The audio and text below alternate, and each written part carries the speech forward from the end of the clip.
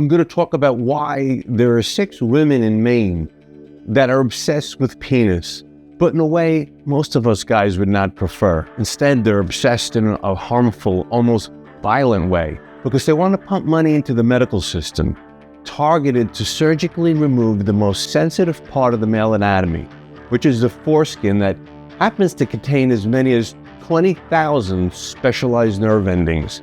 The foreskin has 4 powers, as we like to say it: pleasure, protection, lubrication, and connection. So I'm going to talk about that and some other new issues that are coming down the pipe, because the circumcision extremists are coming at you at full speed, and you need to be prepared. I'm going to tell you how you can not only oppose, but get some satisfaction knowing you helped stop these crazy women.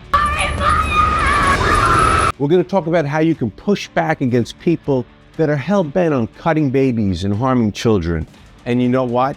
What was probably done to you, they want to continue to do it to others. If you don't know about me or Intaction, we are the only organization that's specifically set up to do anti-circumcision lobbying in state capitals. If you're not sure what that's about, you can listen to my talk at Intact 2022. See the link in the description below. Now, I want to bring you up to date on what's happening in Maine. I have some information that, frankly, you won't find anywhere else. So if you care about stopping the insane American practice of circumcision, then I think this will be really important to you, because only in America will they cut off a normal, healthy part of your body and tell you it was good for you.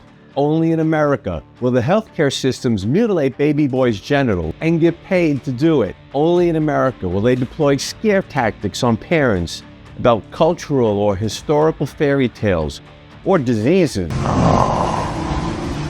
So you are afraid of something after all. To dupe them into sacrificing their son's natural, normal, healthy body, and then tell parents it was their choice. Only in America will they say you don't have a right to a natural, intact body, and then act like there's something wrong with you if you protest or object to what they did to you. These lunatics have twisted beliefs and callous, repressive attitudes, and they do what they want, and they never cared what you might want. They've created their own version of right and wrong, and who you were going to be.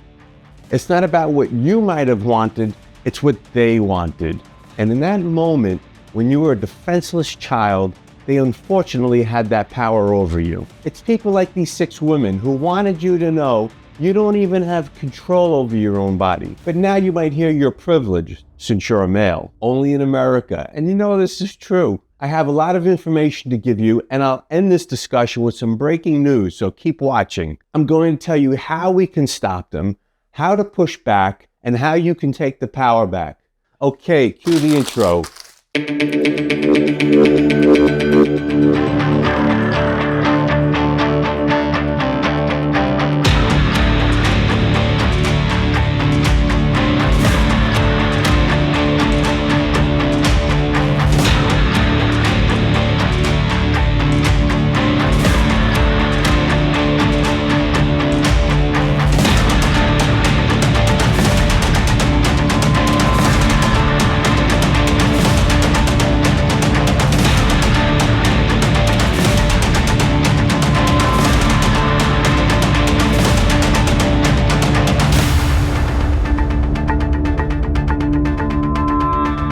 So we're going to get started on this, but before I do, please hit the like and subscribe buttons if what I'm saying is resonating with you, because it helps push our videos up in the YouTube algorithm so we become higher, and those that want to promote circumcision get ranked lower. So in Maine over the summer, I became aware of 2 bills that were in play in the Maine legislature out of the Health and Human Services Committee, or HHS, bills that were promoting circumcision. And when I say circumcision, I mean the kind that's brutally forced on unconsenting male children without any bona fide medical reason. I was actually on vacation at the time, playing with my kids on the beach, when emails started coming in, and I got really concerned. So I got the laptop out of my backpack, and I started thinking about what our response would be. So 2 bills were submitted in Maine, LD 615 and LD 1858. The bills moved really fast. LD 615 would have mandated that private insurance cover infant circumcision. LD 1858 would mandate that Maine Care, or Maine Medicaid, which is health insurance for low-income households, that cover infant circumcision, something that was not previously allowed. Just a point of interest, both bills were considered partisan bills because they were unanimously sponsored by Democrats. Way to go. Let's talk about LD 615, the private health insurance bill. It was sponsored by Representative Kelly Noonan Murphy, Senator Stacey Brenner, Representative Lydia Crafts, Representative Ann Graham, Representative Ann Perry, and Representative Maureen Terry. What do those names have in common? Hold that thought, I'll get back to it. LD 615, which was the private insurance coverage, was narrowly defeated, thankfully. The recorded vote in the House was essentially 74 against. It was voted on in a motion what they call a majority ought not to pass, and 68 voted in favor of the bill.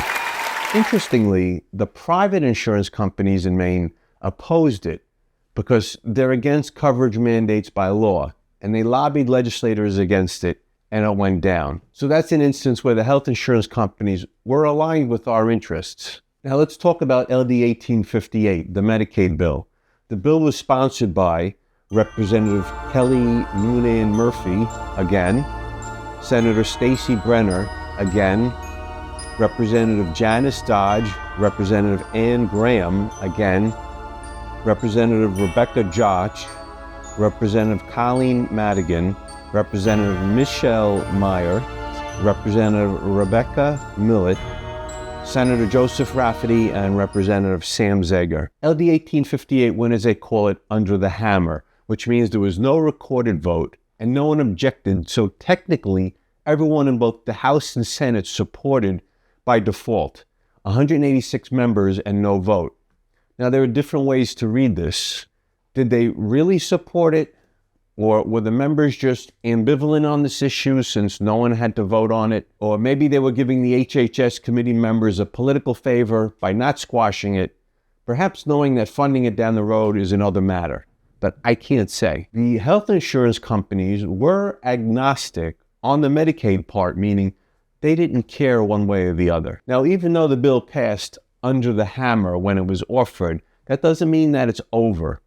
Far from it, and we'll get back to that later. So I just gave you the background on all of this. So what did I do? Intaction and the Health Quality Campaign hired a top lobbyist firm in Maine to represent us and you, to reach out to key legislators and inform them there was a lot more about LD 1858 that they weren't told about. And the people that helped squash LD 615, those are the ones I hired. Now, hiring professionals in this area isn't cheap, but it's vital because they can network for us in the state capital, Augusta.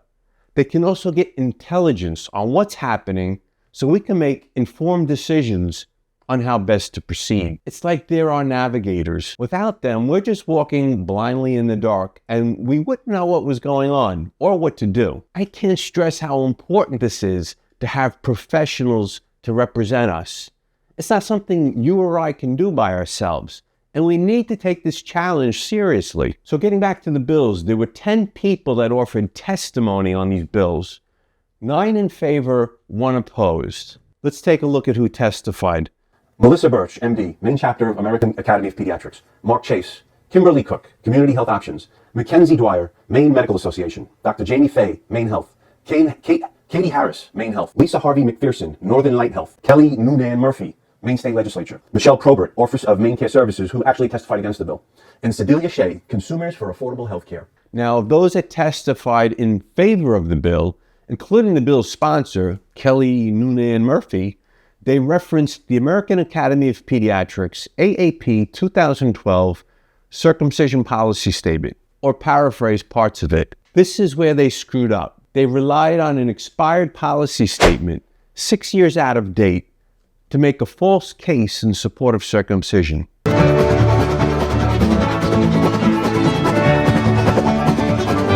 They can't cite an expired policy statement any more than they could dispense expired medicine. Without that, any testimony they gave is merely their opinion or conjecture. The AAP has not renewed, reaffirmed, or issued a new statement on circumcision. So it just doesn't exist anymore. By citing an expired statement, they're putting words in the AAP's mouth. This is one of the ways we can defeat this bill. Getting back to what I said earlier, LD 1858 passed, but now it goes to an appropriations process to get funding. And here's the key part. If it doesn't get funded, the bill dies. Being that the AAP doesn't have a policy on circumcision, and neither does any other medical authority state that circumcision is medically necessary, and many international authorities, like nearby Canada, they recommend against infant circumcision. The state has no basis to claim routine infant circumcision is medically necessary. Medicaid by law is only allowed to pay for medically necessary health care. This means the state could be potentially liable for all of the Medicaid expenses associated with this, instead of splitting the cost with the federal government. The Maine State Medicaid officer told the committee this during the hearings. Also, the HHS committee severely underestimated the cost to the Maine budget in their fiscal impact statement. They claimed it would only cost the state $53,000 a year.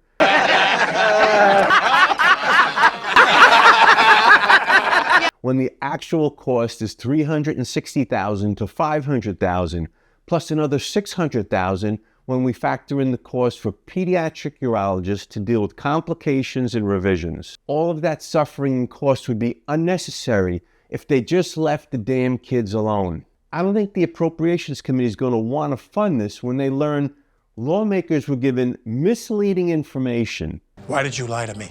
When they look at the budget and funding priorities, we're hoping we can make this bill a low priority, so low that it dies.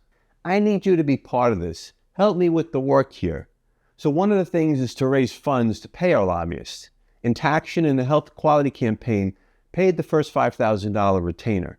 We need to get our people working at this to defeat LD 1858 and appropriations. We need to preserve Maine as a non-funded state for infant circumcision. And while we're at it, we're going to look for sponsors for our Circumcision Transparency Act while we're working in the state to enhance the informed consent process for all circumcisions. We need to raise the funds to intercede with the appropriations process because it'll play out over the next 6 months. And because I can't bear the thought of this being enacted. If this passes, it'll mean the circumcision rate in Maine will go up substantially. It's been shown that in states with Medicaid coverage for circumcision, rates go up across the board as healthcare systems solicit and push it on all parents. More children being subjected to needless pain and being traumatized for no reason. It keeps me up at night just thinking about it. Getting back to what I mentioned earlier about the names of the bill's sponsors, of LD 615, the 6 sponsors, it was all women. Of LD 1858, 10 sponsors, 8 to 2 women. Of people giving testimony, it was women again, 9 to 1. Women taking it upon themselves to see that male children have their genitals brutally cut. Now, if there were 10 men sponsoring a bill to promote female children having their genitals cut, we'd be having a whole different conversation, right? Who are these women and others like them, hell-bent on singling out male children for genital mutilation? Do they like young boys' genitals to look a certain way, scarred and diminished? Is it penis envy? Perhaps it's mothering gone toxic. Do some women believe that men like you are privileged and this is their way to dent that invincibility? Get them while they're defenseless. Let you carry that scar for the rest of your life to remind you. Why would almost all of these circumcision supporters be women? And is this how they do it? By disguising it as medical care or health equity? Now, there are some great women in our movement that really care, like my friend Marilyn Milos, that understand the harm being done to boys. But why is it that women are disproportionately pushing the issue? There must be some reason. This isn't a coincidence. I want you to tell me in the comments below. Not only are we going to try to squash this bill, but we're going to turn up the heat on the next election cycle, especially for people like Kelly Noonan. I want legislators to know if they sponsor bills like this, They will face opposition during their next election, and unflattering we will make it for them when we expose what they've been up to, especially in small districts like these where we can have an outsized impact. I hope they're ready for a lot of penis talk during their re-election campaign. We already have the first meeting scheduled with legislators in Augusta. When that happens, I'll release an update video so you can stay informed. Hey, now's a special time. You have the power to make a choice between stopping circumcision, even in this one area, or allowing it to increase. I really hope you want to stop this bill as badly as I do, because when I think about what they do to children, strap them down to a board, crush part of their genitals, and cut into them, it's so horrendous. It makes me feel like I can't breathe, because this is what they did to me, and probably you. All of this money goes to our lobbyists. You're not giving it to me. I don't get any of it. I'm an unpaid volunteer and a donor myself. But this is your chance to take a stand, to get the justice we seek, to try to stop this toxic American practice. Just do it. You can donate through our website or through the links in the description. I wanted to mention that in Arizona and Mississippi, 2 bills to fund Medicaid circumcision were attempted. Arizona HB 2342 and Mississippi HB 1080. But those were thankfully defeated this year. They're actively trying to expand insurance coverage of circumcision wherever they can, because more money means more baby dick cutting. You're cutting baby dicks. It doesn't make any sense. And this is our battleground. On one last note, I have a big surprise coming up in another state capital. This is going to be groundbreaking good news, and I can't wait to announce it when it happens. So stay tuned for more. Subscribe to our channel, hit the notification bell so YouTube will alert you when we release our next update.